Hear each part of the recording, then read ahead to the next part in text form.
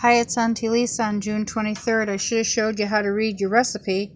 At the top of the page, it'll say, AL means Auntie Lisa's Moringa Soap Recipe. It's 900 grams, and we have a super fat of 5%. That means 5% of the oils are not touched by lye. They're not saponified.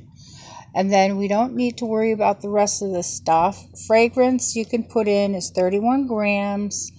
And anyway, we're going to go down here to the water and lye. So water, we're going to put in 342 grams. And the next line is lye, 127.29 grams. That's all we're worried about right now.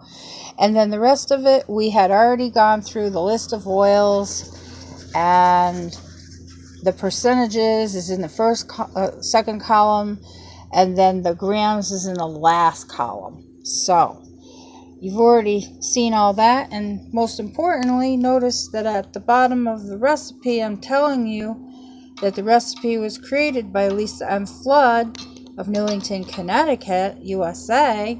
All rights reserved as of 6/15/2019. Please do not copy or redistribute, share, or sell without my permission. Thank you very much. Okay, so getting back to water and lye, we're going to be measuring, okay? 342 grams of water, 127.29 grams of lye.